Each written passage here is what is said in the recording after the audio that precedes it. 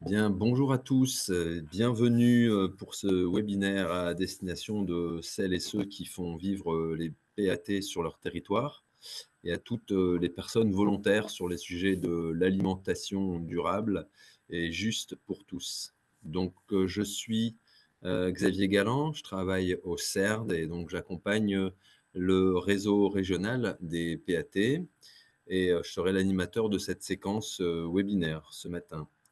Avant de commencer, précision, technique. En effet, cette séquence est enregistrée pour, permettre à ceux qui n'ont pas pu, nous rejoindre de pouvoir prendre connaissance des informations partagées ce matin. On va vous demander pendant, la séquence de bien vouloir couper vos micros, puisque nous allons séquencer, cette heure, avec, la présentation de, l'association Initiative Paysanne, puis un retour d'expérience, en tout cas un témoignage d'une collaboration sur un territoire et on terminera la séquence par, les questions-réponses et donc d'ores et déjà, je vous invite à, noter le cas échéant vos questions dans, le chat et on les traitera, dans leur ordre d'arrivée. Donc, maintenez en effet vos questions, notez-les et puis on traitera tout ça, en troisième partie de ce webinaire. Voilà, avant d'entrer dans le vif du sujet de ce matin, je veux juste, rappeler ici, que, le CERD, aux côtés de la DRAF Hauts-de-France et des membres du comité de liaison, de l'alimentation et des territoires, à savoir la DRAF, la DRETS, l'ARS et l'ADEME, on a la charge de mener au fil de l'année la co-animation d'un réseau régional des PAT en Hauts-de-France et ça prend différentes formes avec des journées à l'attention des élus, à l'attention des techniciens pour vous soutenir dans la mise en œuvre de votre projet de PAT. Et donc, c'est dans cet esprit qu'est apparu et pertinent l'idée de mettre en place des séquences comme celle-ci, juste de partage d'informations, un petit peu bref en format webinaire et de vous les remettre à disposition sur le site du CERD. Pour l'animation de ce webinaire, je suis accompagné ce matin de Milena Bourrinet, qui ne prendra pas la parole juste, je crois, pour des questions en effet d'écho et pour vous permettre de supporter nos échanges. Milena, je pense que vous la voyez à l'image. Voilà. Euh, voilà. Aujourd'hui, donc, pour cette séquence de ce matin, 21 novembre, nous accueillons Marie Chénaud, qui est coordinatrice et accompagnatrice d'installation à l'association Initiative Paysanne. Et donc, Marie sera rejointe dans la deuxième partie de sa présentation de Aude Landel, représentante du pays Sources et Vallées. Voilà, Marie, je vous donne la parole et donc je vous invite à partager votre diaporama. Merci Xavier. Je vous laisse fermer le vôtre pour pouvoir ouvrir le mien. Merci.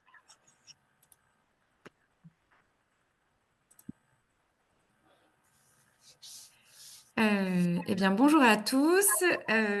Donc, je me présente en effet. Donc, moi, je suis Marie Chénaud. Je travaille en effet, je suis salariée au sein de l'association Initiative Paysanne depuis 2018. Voilà, je suis dans nos locaux qui sont situés donc à Amiens, plutôt sur le versant sud de la région. Et en plus d'être coordinatrice, en effet, j'ai des missions d'accompagnement à l'installation agricole, voilà, sur les départements de l'Oise, de l'Aisne et de la Somme. Alors, commencer par vous faire un petit historique de l'association pour ceux qui ne la connaîtraient pas. Initiative Paysanne, c'est une association qui est née en 2019 de la fusion de 4 autres structures qui travaillaient sur l'ensemble de la région, à la fois sur l'installation agricole, sur la transmission, sur les semences paysannes et puis sur l'accompagnement des paysans, paysannes, sur tout ce qui est changement de pratique. Voilà, donc pour des raisons un petit peu de visibilité régionale, pour des questions aussi de financement, nous avons choisi de nous réunir, comme nos missions étaient très complémentaires, pour devenir une seule structure. Donc nous sommes une structure associative qui est donc composée d'un conseil d'administration qui réunit un collège principal qui est celui des paysans paysannes. On a aussi au sein du conseil d'administration des porteuses de projets agricoles, des artisans, vous allez comprendre après pourquoi, mais on a aussi souhaité laisser une place pour les citoyens, citoyennes, donc c'est-à-dire des personnes qui sont très intéressées par le milieu agricole, la question agricole, mais qui sont pas forcément paysans, paysannes. Notre vocation, donc, c'est donc de développer et de promouvoir cette agriculture paysanne que je vous présenterai un peu plus dans le détail dans la suite de cette présentation.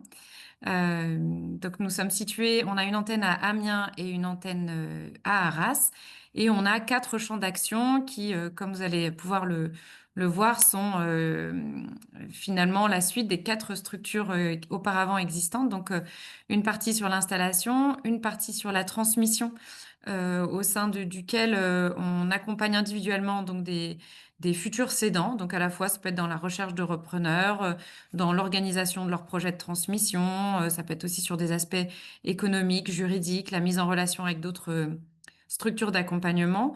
On propose aussi des formations, des temps de sensibilisation qu'on propose souvent en lien avec des collectivités, justement. Ça peut être des ciné-débats, des théâtres-forums, ce qu'on appelle aussi des cafés transmission, donc des temps d'échange sur la transmission.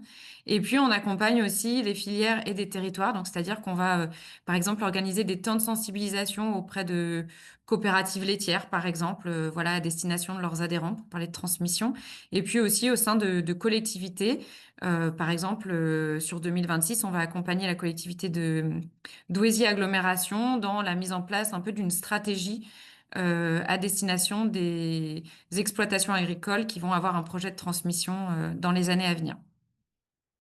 On a aussi un axe d'accompagnement qui est la promotion de l'agriculture paysanne. Donc ça passe par l'accompagnement de ferme. Donc, c'est des temps de réflexion sur leurs pratiques, sur leur fonctionnement au travers d'un diagnostic, le diagnostic de l'agriculture paysanne. On accompagne aussi sur des projets d'agroforesterie, donc de plantation, différentes formations qui visent à peu près toutes à l'autonomie. Donc, par exemple, on a des groupes comptabilité. L'idée, c'est de rendre autonomes les paysans, paysannes dans leur saisie comptable, dans leur déclaration TVA, déclaration PAC, etc. On a aussi des formations, par exemple, sur l'utilisation de la tronçonneuse. Voilà, être autonome sur ce type de pratique. On accompagne des groupes aussi spécifiquement. Par exemple, il y a un groupe maraîchage sur le Boulonnais. Et puis, on fait aussi de la sensibilisation grand public. Donc là, par exemple, dans le cadre du festival alimentaire dont vous avez peut-être entendu parler, on intervient sur des séances de ciné-débat. Et enfin, le quatrième axe, c'est le déploiement des semences paysannes. Donc là, on fait tout un travail sur la réintroduction de variétés paysannes locales, donc notamment d'orge et de blé, et le développement de filières, donc longues ou micro-filières, en lien avec ces céréales. Donc par exemple, sur l'orge, actuellement, on travaille à développer une filière en lien avec des malteries, des brasseries, des distilleries, voilà, sur l'utilisation de ces orges paysannes. Et puis, on fait aussi de la sensibilisation grand public. Voilà, à ce titre. Alors ça, c'était pour une petite slide pour vous dire qu'on a 18 administrateurs, environ 240 adhérents, et au niveau de l'équipe salariée, il y a 13 personnes donc réparties sur les 2 antennes et qui travaillent sur l'ensemble de ces missions. Nous faisons partie d'un réseau national qui vous parlera peut-être, qui s'appelle le réseau des ADR. Voilà, ça représente 80 structures en France, 140 salariés. C'est un réseau qui a été créé en 1984 et qui accompagne aujourd'hui un tiers des porteurs de projets en France. Voilà, avec une spécialisation sur tout ce qui est accompagnement des projets des personnes qui ne sont pas issues du milieu agricole, qui sont souvent en reconversion professionnelle. Voilà, nous, on est vraiment spécialisé sur ce type de public et on a un petit peu été créé à l'époque pour justement venir répondre à un manque, voilà, un manque d'accompagnement peut-être du côté des chambres d'agriculture sur ces profils de porteurs de projets. On fait aussi partie d'un réseau national et régional qui s'appelle le réseau Impact et qui réunit différentes structures dans lesquelles on retrouve Voilà, Terre de Liens, bureau en France, à petits pas, qui est donc une couveuse d'activités. Il y a aussi le réseau des AMAP, le CIVAM, Accueil Paysan. Voilà, donc qui sont des structures qui partagent cette vision et cette défense de l'agriculture paysanne. Voilà, aujourd'hui, dans la région de France, ce réseau-là, il a surtout vocation à faire de l'interconnaissance. On a aussi un site internet qui répertorie l'ensemble des formations qu'on propose. On a des plaquettes aussi, voilà, qui présentent le réseau. L'idée, c'est vraiment de se soutenir en tant qu'association les unes les autres, et puis de faire réseau dans tout ce qui va être notamment accompagnement des porteurs de projets, des paysans, et puis des cédants.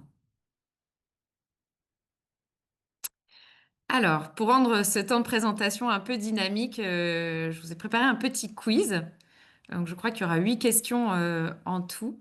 Je vous invite, si c'est d'accord pour Xavier et Milena, du coup, à ouvrir vos micros peut-être pour participer. Donc, la première question, ça va être plutôt sur l'installation. C'est selon vous, combien de nouvelles installations sont effectuées par an, sont réalisées en Hauts-de-France? Alors, Jean, 250. ok, Ouais, bah, 200. ça sera pas compliqué d'organiser Jean-Paul, un est-ce que vous avez un travail. avis Bah, je dirais pareil, Pour 250. faire le lien entre vous, quoi. Je me suis dit, mais Ok. tiens, ça pourrait être bien Je de sais faire pas un échange entre. si. Alors, il y a quelqu'un qui a un micro Il y a aussi ouvert. la boutique solidaire, j'ai Je pris sais ça pas fait si on tilt peut dans ma tête. Et fermer. tout. Voilà, merci beaucoup. Je sais pas si Anna, Charlotte et Hugo veulent tenter une réponse. Sinon, je vais prendre avec les deux premières. Moi, je dirais 250. Ok. Alors, j'ai le regret de vous dire que vous êtes tous pas sur la bonne réponse. Donc, c'est 585. Donc ça, c'est la donnée moyenne entre 2019 et 2024. Et sur ces 585 installations en moyenne, il y en a 30% qui ont lieu dans le Pas-de-Calais. Voilà. Et il faut savoir que en termes de transmission, il y a à peu près 883 départs en retraite. Donc il y a à peu près 300 exploitations qui, eh ben, soit disparaissent, soit partent à l'agrandissement. Voilà, ce qui est un chiffre quand même non négligeable. J'en profite du coup pour vous présenter, mais alors très rapidement, le parcours à l'installation dans les Hauts-de-France.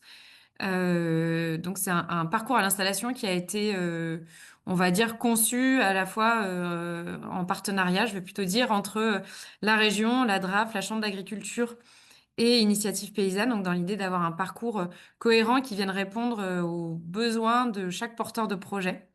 Donc un porteur de projet, quand il a une idée ou un projet qui est déjà plutôt défini, il va contacter le point accueil installation transmission, qui est aujourd'hui tenu par les chambres d'agriculture. Donc c'est un organisme neutre qui va venir questionner le porteur de projet sur l'avancement de ses réflexions. S'il est encore au démarrage, qu'il n'a pas forcément de foncier, de formation, on va l'orienter plutôt vers un café de l'émergence, qui est un temps collectif qui est co-animé par les chambres d'agriculture et par Initiative Paysanne, qui a lieu 2 fois par mois, donc dans 2 départements différents en région. Et une fois que le porteur de projet aura participé à ce temps, il va ouvrir du coup une enveloppe pour de l'accompagnement individuel ou pour des temps plutôt collectifs, ce qu'on appelle les ateliers émergence ou le cycle collectif. Euh, voilà. Et si le porteur de projet est plutôt bien avancé, il va être orienté vers une rencontre PAIT qui va ensuite donner lieu également à l'accompagnement individuel et puis à différentes étapes pour pouvoir derrière venir demander les aides à l'installation. Une fois qu'il est installé, il a la possibilité d'être accompagné, donc toujours soit par les chambres d'agriculture, soit par Initiative Paysanne, dans son suivi post-installation. Donc à peu près 5 ans après son installation, on fait des rendez-vous sur ferme, voilà, pour venir voir si eh ben, ce qui était prévu dans le programme entre guillemets d'installation est bien suivi, s'il y a des choses qui se passent pas forcément comme prévu, s'il y a des besoins peut-être en formation complémentaire, en financement, etc. Au niveau d'initiative paysanne, donc on réalise de l'accompagnement individuel, de l'émergence à la post-installation. C'est vraiment un accompagnement qui est prévu en fonction du porteur de projet, donc vraiment individualisé, c'est-à-dire que c'est le porteur de projet qui va venir nous solliciter lorsqu'il y a un besoin d'échanger. Voilà, c'est un peu à la carte et on propose aussi des temps collectifs, suivant le stade d'avancement. Donc il y a le cycle collectif qui est un cycle composé de 5 journées qui vont venir questionner les différents volets d'un projet d'installation. Donc on va autant aborder, la notion d'entrepreneuriat en milieu agricole, que le dimensionnement de la ferme, que les motivations réelles pour le projet d'installation. Et puis on propose aussi des visites de ferme, donc c'est sur des demi-journées où la personne qui accueille, elle va venir présenter son parcours à l'installation, présenter voilà ses différents ateliers, parler aussi du temps de travail, de l'équilibre entre la vie personnelle et la vie professionnelle, pour que le porteur de projet puisse vraiment prendre conscience de ce que c'est que d'être installé.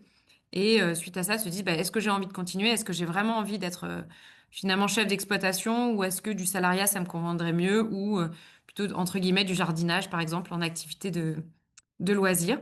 On propose aussi des stages d'immersion sur ferme, voilà, dans ce cadre-là.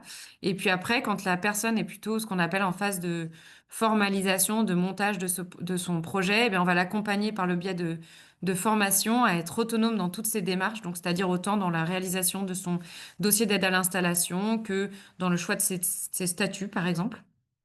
Voilà, et Initiative Paysanne accompagne 250 porteurs de projets à peu près par an. Alors, deuxième petite question du quiz. Selon vous, quel est l'âge moyen au moment de l'installation sur l'année 2024? Donc, l'âge moyen des porteurs de projets.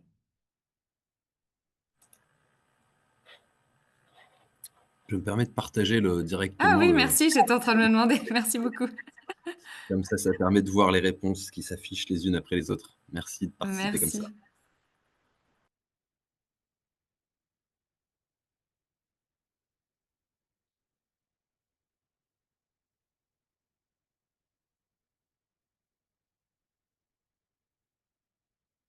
Alors, je ne sais pas si on a perdu tout le monde.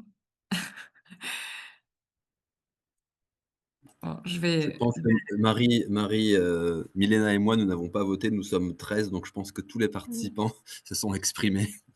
Ah, bah alors moi, je vois pas la réponse, c'est peut-être pour ça. Alors, c'est peut-être que moi, il faut que je vote aussi. Ça serait bien. Ah ouais, ça doit être ça. Ah bon, ok. Bon, pardon, je connaissais pas ce système. Et alors, je sais pas où je vois les réponses. Ah, super. Donc, plutôt 31 ans. Eh bien, en effet, vous êtes dans le juste. C'est l'âge moyen des installations dans les Hauts-de-France. Donc, on a des porteurs de projets qui s'installent de plus en plus tardivement.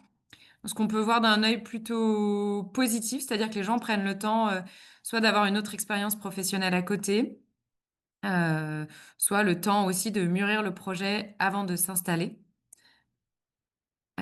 Voilà, et j'en ai profité pour vous présenter un petit peu le profil type des installations dans les Hauts-de-France. Donc, on est plutôt sur des formes sociétaires, ça représente donc 70%, 77% pardon, des installations, majoritairement en polyculture élevage, vous vous en doutez, dans le Pas-de-Calais. Donc ça, comme je vous avais dit au tout début, ça représente 30% des installations. Et c'est plutôt des personnes, donc pour 75%, qui sont issues du milieu agricole et s'installent dans le cadre familial. Donc, c'est-à-dire soit ils reprennent la ferme dans le cadre familial, donc les parents par exemple, soit ils viennent reprendre une autre ferme, la ferme d'un tiers, et ils viennent faire ce qu'on appelle un regroupement familial, donc l'ajouter à une autre ferme pour ne faire plus qu'une seule entité juridique. Un petit zoom quand même sur des profils moins classiques, qui est donc le type de profil qu'on accompagne à Initiative Paysanne, les personnes qui sont non issues du milieu agricole. Donc ça représente quand même 14% des installations. C'est un chiffre qui est en hausse, voilà, d'année en année. Ce sont des personnes qui s'installent plus tardivement, donc avec une moyenne d'âge de 34 ans. Pour 50%, ils créent une nouvelle exploitation et pour 50%, c'est plutôt une reprise à un tiers. Voilà, majoritairement ici plutôt sur des entreprises individuelles à l'inverse et non sur des sociétés. Et c'est des structures qui, en tout cas des installations qui vont favoriser plutôt des installations en circuit court. Voilà, et avec une dominante sur le maraîchage. Ensuite, on retrouve la polyculture élevage et les grandes cultures. Ça, c'est un peu le top 3 en termes d'installation dominante, enfin de production dominante sur ce type d'installation. Ici, l'idée, c'est de vous faire un petit zoom un peu sur les difficultés rencontrées. Alors, j'ai mis les trois principales, mais il y en a évidemment bien d'autres suivant le projet, suivant les porteurs de projet. La difficulté numéro une, ça reste évidemment le fait de trouver du foncier pour s'installer. C'est vrai qu'il y a quand même une tendance dans les Hauts-de-France à l'agrandissement. Et puis quand il y a du foncier disponible, bah, c'est plutôt des exploitants installés qui vont peut-être avoir la possibilité financière d'aller acheter ces terres ou de payer quelque chose pour pouvoir avoir la priorité sur la location. Donc c'est pas toujours facile pour quelqu'un, notamment qui n'est pas issu du milieu agricole, de réussir à s'installer. Et étonnamment, même sur des petites surfaces, je pense à des porteurs de projets qui ont des projets plutôt, par exemple, en maraîchage et qui vont avoir besoin de peut-être 1 hectare, voire deux, et ben, c'est aussi compliqué pour eux de trouver à s'installer. Je peux vous donner l'exemple d'un porteur de projet que j'accompagne, qui a un projet de paysan boulanger. Donc lui, il a besoin au minimum d'une quarantaine d'hectares. Et ça fait plus de 3 ans maintenant qu'il est en recherche. Donc il est accompagné par Terre de Liens, par la SAFER. Il est en contact aussi avec les chambres d'agriculture. Et pour autant, eh ben, il a beaucoup de difficultés à trouver ces, entre guillemets, quelques hectares pour s'installer. La deuxième difficulté principale, c'est tout ce qui va être aspect économique et financier, notamment sur tout ce qui est reprise de ferme. Et je pense principalement aux exploitations avec une dominante d'élevage, où bah, les coûts de reprise sont quand même assez importants.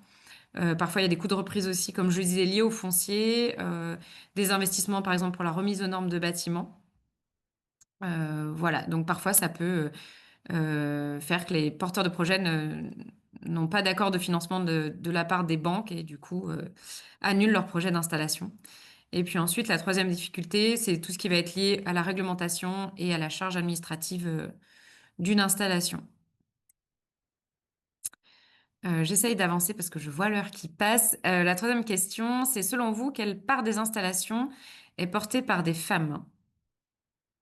Alors, j'ai mis 2023, mais c'est sensiblement la même chose pour 2024.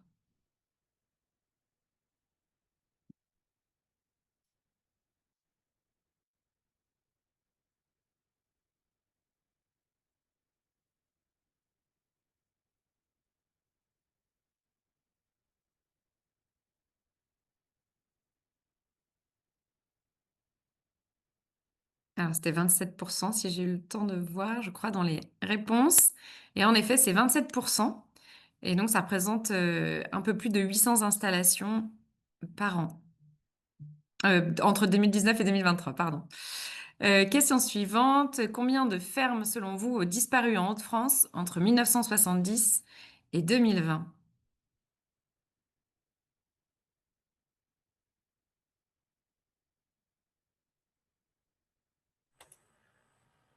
Désolé, j'ai pas eu le temps de créer le sondage, donc je prépare la question suivante. Désolé.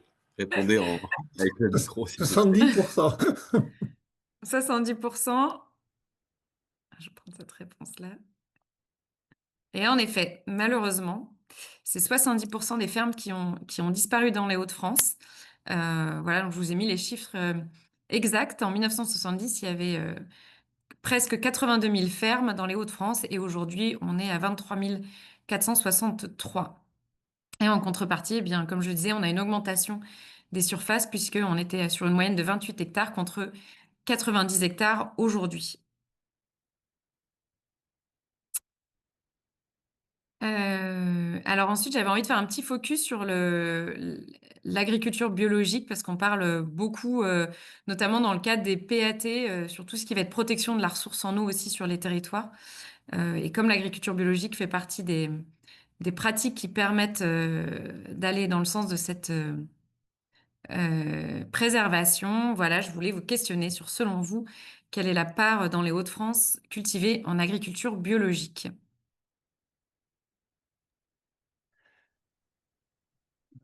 1,8. Alors, je passe à la réponse. Alors, c'est un tout petit peu plus. Désolée, Xavier, du coup, j'enchaîne. Hop. Du coup, c'est 2,7% contre 10,4% au niveau national. Voilà, donc on est on va dire, dans les plus mauvais pratiquants sur ce type d'agriculture et ça représente, voilà, en tout 16 des installations, pour faire le lien avec les installations qui se font en agriculture biologique. Donc soit des personnes qui reprennent des fermes qui sont déjà, converties, soit qui profitent de l'installation pour convertir des parcelles. Je vous ai parlé d'agriculture paysanne pour, vous présenter Initiative Paysanne. Donc, je voulais voir un petit peu quel était votre, niveau de connaissance sur sur l'agriculture paysanne. Donc selon vous déjà, est-ce que l'agriculture paysanne, c'est un label? Au même titre que celui, par exemple, de l'agriculture biologique?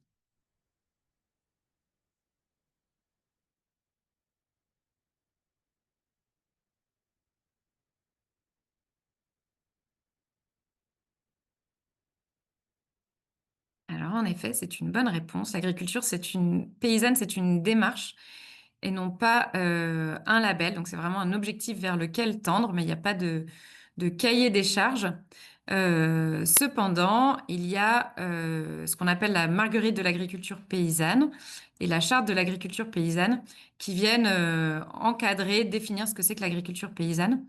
Donc je vous ai remis ici, la petite marguerite avec les 6 pétales. Et donc, ces 6 pétales et cette démarche, elle vise donc à permettre à un maximum de paysans, paysannes répartis sur tout le territoire de vivre donc décemment de leur métier, en produisant sur une ferme à taille humaine, en travaillant non pas contre, mais avec la nature et les ressources naturelles à disposition, de produire une alimentation saine et de qualité. Donc ici, on retrouve notamment les principes de transparence face aux consommateurs et ça, c'est un point important de la démarche d'agriculture paysanne, c'est en participant avec les citoyens, citoyennes à rendre le milieu rural vivant dans un cadre de vie apprécié par tous. Et donc, notamment, pour ce faire, de participer à la vie locale, de participer au PAT quand il y en a sur leur territoire. J'avance un peu, hein, je vais un peu vite, mais je sais qu'il y a un temps de questions-réponses si besoin après. Alors, selon vous, combien d'espaces tests existe en région Hauts-de-France, en espérant que le terme d'espace test soit connu de tous.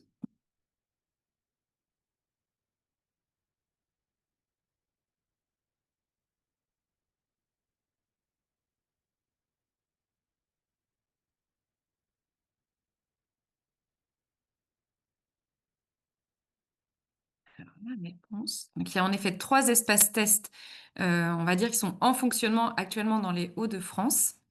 Donc, on en a un à Ruisseauville, qui est du coup tenu par une association qui s'appelle le Germoir. On a un espace test aussi dans l'Avesnois, qui est tenu par l'association À Petits Pas.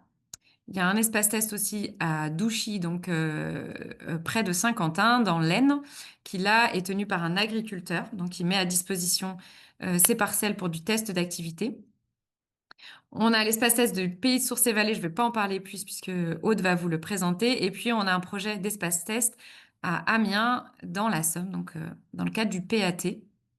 Et donc je vais passer la main à Aude Landel pour le Pays de Sources et Vallées pour qu'elle vous présente ce que c'est qu'un espace test et puis la démarche sur leur territoire.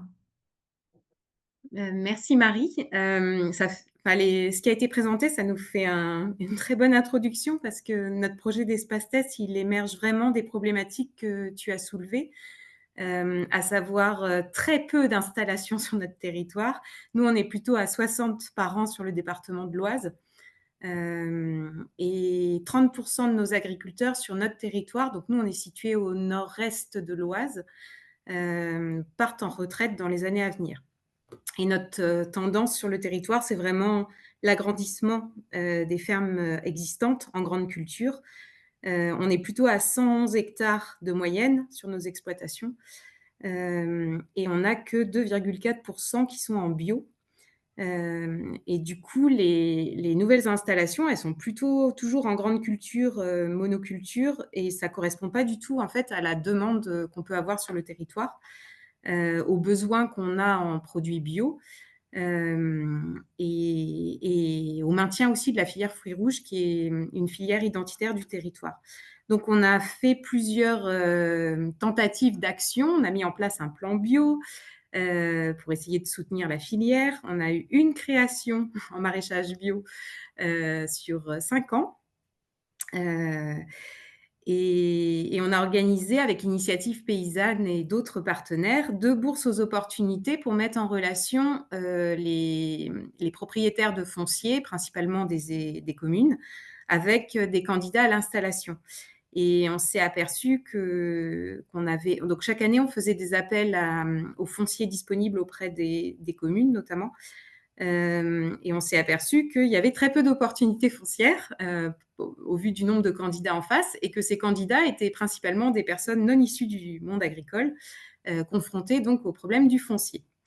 Du coup, on a réfléchi à d'autres solutions pour essayer de répondre à cette demande, favoriser l'installation et essayer de maintenir les petites et moyennes exploitations qui sont plus propices à du maraîchage, de la diversification de cultures, l'élevage, etc.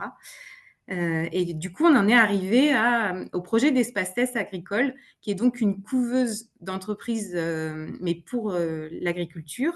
Et donc, nous, on est en train de créer un espace test maraîcher en bio pour lancer des candidats à l'installation dans des conditions optimales. En fait, pour en arriver à là, on a regardé les chiffres des espaces tests en France. Donc, il y a un réseau national qui s'appelle le RENETA. Et on s'est aperçu que les personnes issues des espaces tests, notamment dans les Hauts-de-France, eh bien, il y en avait 87% qui s'installaient sur le territoire, ce qui est quand même pas mal. On n'est pas obligé ils ne sont pas obligés de s'installer sur le territoire, mais c'est quand même bien. 71% s'installent en maraîchage et 97% en test en agriculture biologique. Donc évidemment, on ne peut pas les contraindre à faire du bio, mais en tout cas, ils connaissent les pratiques, ils sont sensibilisés et on optimise les chances qu'ils s'installent en bio, même si c'est beaucoup plus contraignant. Et enfin, 78% des tests s'installent en faisant 78% de commercialisation en circuit court. Donc, ça correspondait vraiment à la demande locale, une réponse pour remédier au problème d'inadéquation entre l'offre et la demande locale qu'on a sur notre territoire. Et du coup, on crée cet espace test. Donc, la couveuse, ce sera à petits pas, que Marie a cité, qui est spécialisée sur l'accompagnement des porteurs de projets et l'hébergement d'entreprises agricoles. Donc, ils seront hébergeurs, en fait, de l'activité des personnes en test. Et oui, je veux bien la diapo d'après, du coup. Bon, ça, c'est plutôt les financeurs. Voilà, c'est celle-là. Merci. Et du coup, à petits pas sera le premier interlocuteur des candidats à l'installation pour l'hébergement de leur activité. Ils seront accompagnés techniquement par Bio en Hauts-de-France sur vraiment le maraîchage en bio, et le lycée horticole de Ribécourt qui est situé sur notre territoire et qui forme au maraîchage bio sur le territoire. Nous, le pays Sources et Vallées, on va mettre à leur disposition du foncier et tout le matériel requis. Donc, ils vont avoir chacun 4400 mètres carrés de surface agricole en plein champ, plus une serre de 500 mètres carrés. Donc, c'est vraiment des petites surfaces, mais en fait, on a des gens qui ne sont pas forcément aguerris au métier d'agriculteur, et du coup, ça permet de ne pas multiplier, d'être débordés en fait avec des surfaces trop grandes à gérer. Ils sont vraiment là pour apprendre, pour se perfectionner, tester, expérimenter les cultures. Et puis, on leur fournit également tout le matériel requis pour le maraîchage en bio, donc tracteur maraîcher, le matériel, etc. Et des locaux de stockage et pour la vente aussi de leurs légumes. Ils auront des casiers fermiers, casiers automatiques, un espace de vente qui devront gérer avec d'autres producteurs du territoire pour aussi travailler sur le fait de coopérer, travailler ensemble et se préoccuper du client qui n'a pas envie d'aller chercher ses légumes chez l'un, la viande chez l'autre et les yaourts encore chez un troisième. Ils n'ont pas le temps et donc il faut leur faciliter la tâche en travaillant ensemble et en ayant un seul point de vente avec l'ensemble des produits que recherchent les clients. Et donc ça, c'est la première étape du test. Donc, ils peuvent rester 1 an, renouvelable 2 fois. Donc en fait, on adaptera la période en fonction de leurs besoins. Et pour sélectionner les candidats, on a le 5 décembre prochain, donc notre premier comité de sélection des candidats. Donc, on peut en accueillir 2 qui commenceront en début d'année 2026. Et donc, on a composé ce comité avec l'ensemble des partenaires que vous voyez sur la diapo. Et donc, l'idée, c'est qu'au bout d'1 an, on fasse le bilan pour savoir est-ce qu'ils sont suffisamment au point au niveau technique de production, technique de vente, quelles sont leur clientèle, leur stratégie commerciale. Et puis, au niveau administratif, comme soulevait Marie tout à l'heure, ils sont accompagnés aussi sur la gestion des déclarations PAC, etc., pour se lancer dans le grand bain à leur compte. Et donc, pendant toute cette période de test, on fera aussi une veille foncière de manière à favoriser leur installation sur le territoire. Donc, ça se fera avec la SAFER et Terre de Liens. Et on continuera à faire de la veille foncière et des appels auprès des communes, mais aussi les propriétaires fonciers privés et les agriculteurs, qui peuvent aussi être intéressés pour les zones de non-traitement, les captages autour des captages en eau potable, pour remédier aux problématiques de pollution qu'on peut avoir, qui sont très prégnantes sur notre territoire. Si le candidat, au bout d'1 an, décide de se lancer, dans ces cas-là, on passe la main à Marie pour les porteurs de projets non issus du milieu agricole, à la Chambre d'agriculture, c'est comme ça que c'est dispatché au niveau du PAIT, et rentre dans le schéma qu'a décrit Marie pour être accompagné à l'installation définitive cette fois. Nous, on est vraiment là pour les propulser dans de bonnes conditions pour optimiser les chances que leur exploitation, une fois créée, soit pérennisée. Mais du coup, l'accompagnement à l'installation se fait ensuite par Initiative Paysanne ou la Chambre d'agriculture, et pas seulement au moment de l'installation, mais aussi quelques années après, pour s'assurer qu'ils sont dans la bonne voie et répondre à leurs besoins et les conseiller.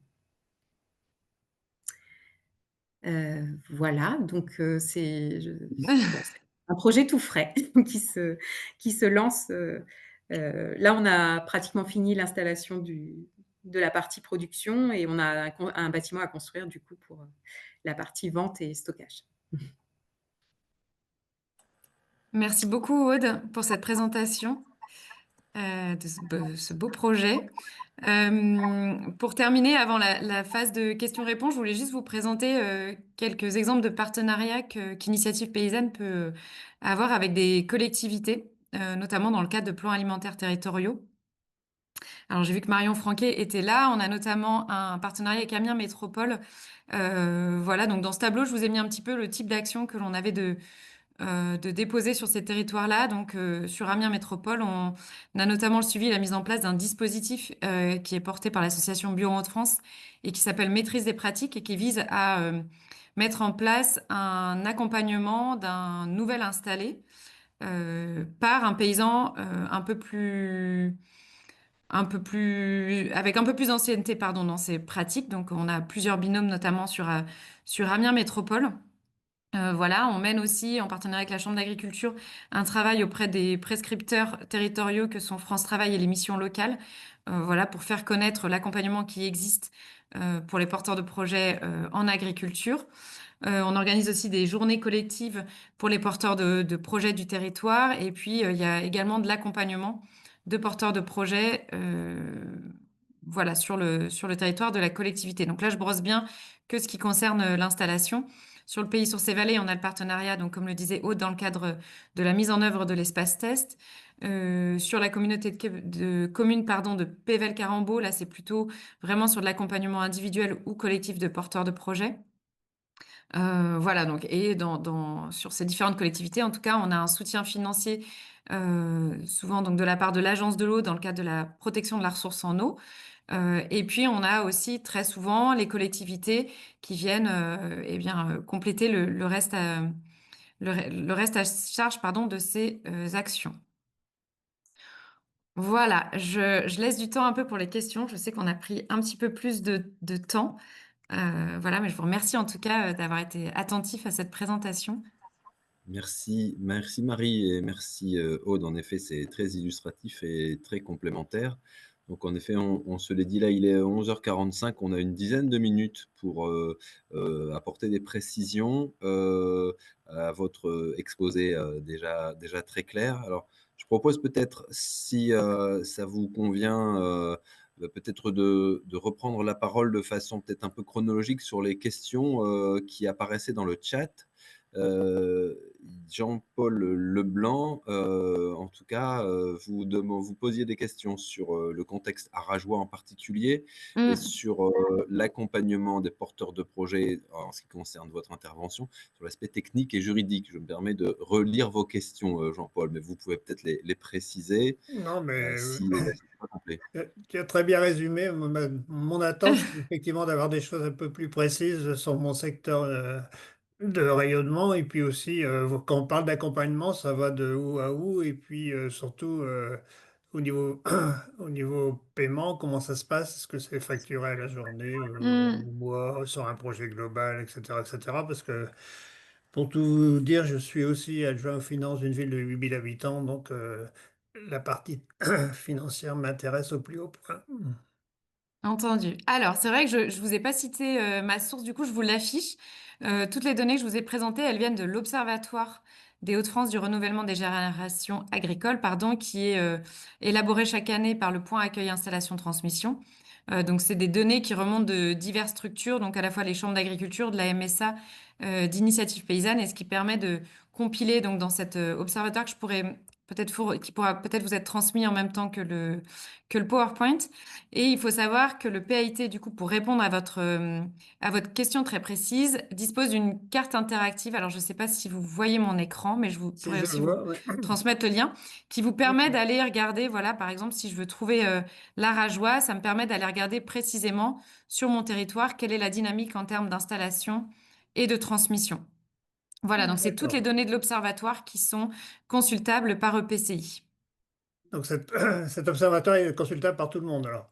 Oui, tout à fait. C'est une carte qui D'accord, est libre d'accès. Je vous mets le lien dans le chat. Voilà. d'accord. Ensuite, pour répondre sur l'accompagnement d'initiatives paysannes, nous, on accompagne sur la globalité du projet. Voilà, sur la cohérence, sur tout ce qui va être démarche administrative et sur les aspects, par exemple, juridiques, on va soit proposer une formation. Alors, on a une formation donc, qui est animée par le CER France qui vient présenter les différents types de statuts et qui vient du coup conseiller de manière collective les porteurs de projets. Et puis, suivant le projet, on peut leur dire, bah, rapprochez-vous voilà, d'un notaire, d'un centre de gestion spécifiquement pour parler de votre projet. Sur les aspects économiques, suivant la taille, on va dire, du projet, on va les inviter à être autonomes sur le chiffrage ou alors on va renvoyer vers un centre de gestion. Voilà, ça va être vraiment, encore une fois, suivant les besoins du porteur de projet. Et ensuite, pour ce qui est du prix, nous, aujourd'hui, on fait en sorte que l'accompagnement soit gratuit pour les personnes que l'on accompagne. Donc, on a Oui. la chance de pouvoir le faire grâce à la région Hauts-de-France, grâce à l'Agence de l'eau, grâce aux collectivités aussi qui nous soutiennent. Euh, voilà. Donc, il y a pas de reste à charge à part sur les temps collectifs, donc les formations, mais D'accord. pas sur l'accompagnement individuel, en tout cas. Donc pour les Euh, pratico-pratiques, en fait, nous, on a un porteur de projet en maraîchage qui doit s'installer, dans les jours qui viennent.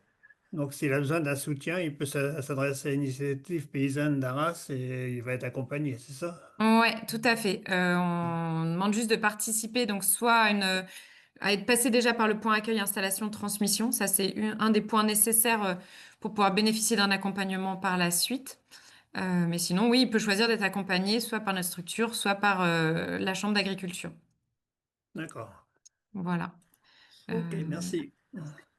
Juste et donc, euh, je me permets Jean-Paul, parce que vous posiez une autre question sur, vous sembliez ne pas connaître les espaces tests agricoles, mais la présentation qui vous a été faite a certainement répondu à vos interrogations. Ouais, elle a répondu à mes interrogations, c'est pareil. Aude est de quelle structure? Ah C'est oui, le pardon. pays Sources-et-Vallées. Elle va se présenter. Sources-et-Vallées. On est au nord-est de l'Oise, D'accord, mais au-dessus de Compiègne. c'est une collectivité, On travaille pour 3 communautés de communes. On est une association. association, d'accord, OK, c'est ce que je voulais savoir. OK, merci. Et je t'ai remis Aude, peut-être pour répondre à la question de monsieur sur les financements du coup de l'espace test. Oui. Du coup, je te remets Alors, la diapo. il manque des logos, mais notre espace test, il est particulièrement coûteux, je dirais, parce que ça va vous faire peur. On va dire que pour la partie purement production, matériel, serre, il y en a pour à peu près 260 000 €. Mais on construit 2 bâtiments, un bâtiment pour le stockage du matériel agricole et un autre pour la salle de pause et le stockage et la vente des légumes. Et on souhaite que ce soit des éco-bâtiments à partir de matériaux biosourcés issus du monde agricole, d'où le coût important. On est sur 700 000 € d'investissement total, donc avec des bâtiments. Et pour ce projet, on a 31% de subventions publiques. Et 49%, on espère, de privé. On a récupéré une enveloppe de compensation collective agricole réglée par des entreprises qui ont créé une plateforme logistique sur notre territoire.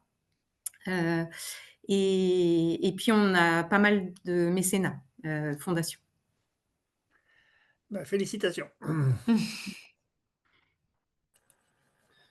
Merci pour ces compléments. Je me permets peut-être de reprendre le fil des Bien questions sûr. qui m'ont été posées, mais bah, il y avait une question un peu générique, je pense, de Olivier B. Mais pourquoi un si faible taux d'agriculture biologique dans les Hauts-de-France? Alors, je pose cette question, là, vous qui êtes mobilisé sur le sujet, je me permets de la relayer, Olivier. Alors, question assez délicate et je pense que je suis pas la meilleure personne pour peut-être pour répondre. Je pense qu'une structure comme Bio en Hauts-de-France serait bien plus à l'aise. Pourquoi? Bah, parce que ça demande aussi peut-être de bousculer un peu les pratiques, parce que ça peut avoir une dimension un peu plus coûteuse aussi. Quoique ça, je dirais que c'est à minorer. Mais surtout parce que ça fait quand même bouger les pratiques, ça demande d'utiliser moins d'intrants, pardon. Après, il faut se dire qu'il y a aussi des gens qui ont des pratiques que l'on pourrait qualifier en agriculture biologique, mais qui font aussi le choix de ne pas aller chercher de label, parce que le label a un coût aussi. Euh, voilà, je dirais peut-être un peu toutes ces raisons, mais encore une fois, je ne suis pas experte sur cette question. Il faudrait plutôt se rapprocher de Bio en Hauts-de-France, je pense. Si je peux compléter, nous, on a Oui. interrogé une cinquantaine d'agriculteurs qui ont été démarchés sur le bio, justement, avec Bio Hauts-de-France. Donc, les raisons invoquées, c'était principalement le risque par rapport au fait qu'ils produisent moins, que la production soit moindre, que ce soit plus risqué, l'exposition aux maladies, etc. Et qu'ils ont des emprunts énormes et donc ils ne peuvent pas se le permettre. Le problème de la main-d'œuvre, il y a plus de main-d'œuvre en bio et ils ont du mal à trouver de la main-d'œuvre et à la fidéliser, et le coût de la labellisation, notamment pour les maraîchers. Sachant que dans les Hauts-de-France, quand même, pour le dire, c'est pour ça que je minore un peu cette donnée économique, parce que pour moi, le côté emprunt trop important, il est quand même très présent, même pour quelqu'un qui est pas en bio. C'est quand même une des principales raisons pour le suicide des agriculteurs en France. Donc, comme quoi, ce n'est pas lié uniquement au bio. Ce que je voulais dire, c'est qu'il y a une aide de la région Hauts-de-France quand même qui prend en charge aujourd'hui 80% des coûts de certification d'une exploitation, voilà, limité à 3 000 €, mais qui existe quand même. Donc pour un maraîcher, souvent, il reste quand même pas énormément à supporter, voilà, par rapport à la surface qu'ils ont. Je me permets juste d'ajouter cette petite précision. Euh, voilà, juste ce que je Et voulais donc, on peut, préciser. en effet, les sources, hein, en tout cas pour documenter la situation de la bio en Hauts-de-France, ben, je pense que vous les avez rappelées, hein, Bio Hauts-de-France et Aprobio établissent en effet des éléments d'observation de ce qui se passe en région. Donc, de la même façon, je pense qu'on peut trouver des éléments de cette analyse qui concernent en effet ben, un aspect partagé pour chacun des territoires des Hauts-de-France. Voilà. Donc, on pourra aussi remettre ces sources de données dans la foulée de ce webinaire. Je me permets juste, Xavier, mais vraiment une petite minute il y avait une question sur les élus sont en accord avec cette démarche. Alors je me permets juste de donner du coup mon regard en tant que structure initiative paysanne. Mais moi, j'ai toujours été impressionnée en tout cas de l'engagement des élus sur le territoire de Pays Sources et Vallées, que ça soit sur la mise en place voilà, de diverses actions comme par les hôtes de les bourses aux opportunités. Mais là, sur cet espace test, c'est pareil, les réunions, il y a toujours eu beaucoup d'élus.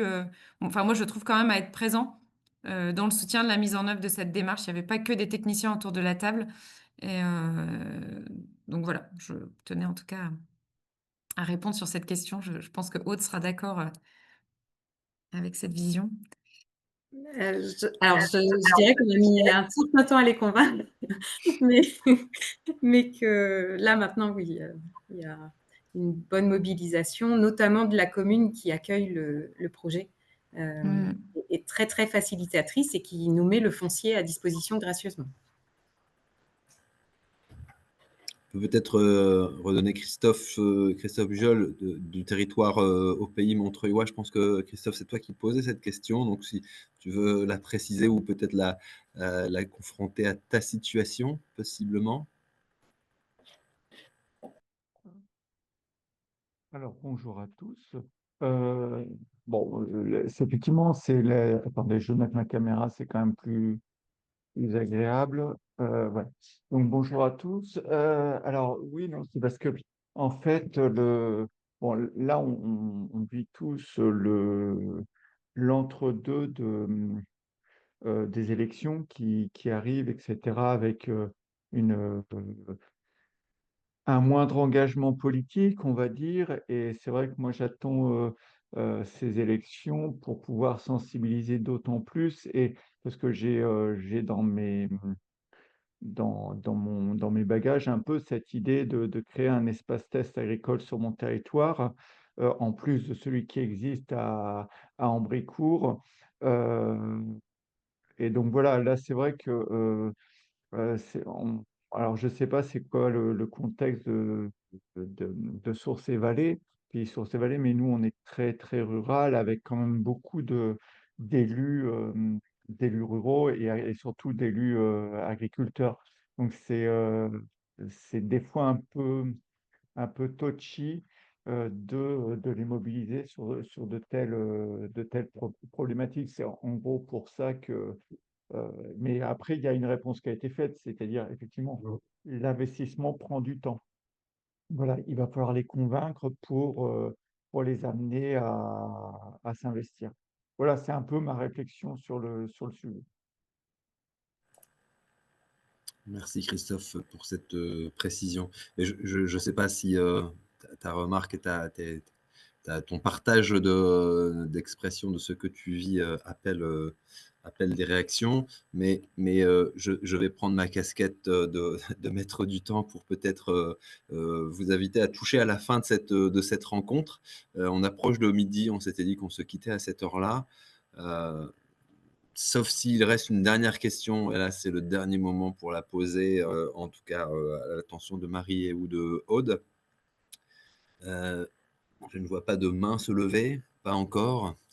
Donc si ça vous convient, en tout cas, on vous communique les éléments qui ont été présentés, c'est-à-dire le diaporama, les références vers l'observatoire du PAIT. On vous donnera des éléments sur les sources de l'agriculture bio et les contacts des personnes qui sont intervenues dans la foulée.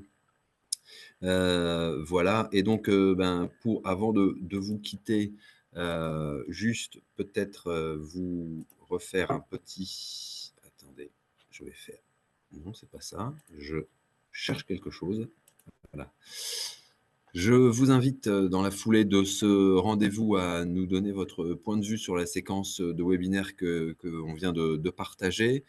Ça nous aide aussi à savoir comment ces moments-là peuvent vous aider dans votre mission les uns les autres d'animateurs de PAT. Et surtout, n'hésitez pas aussi à nous préciser les thématiques que vous souhaitez avoir l'occasion de rencontrer dans des séquences comme celle-ci.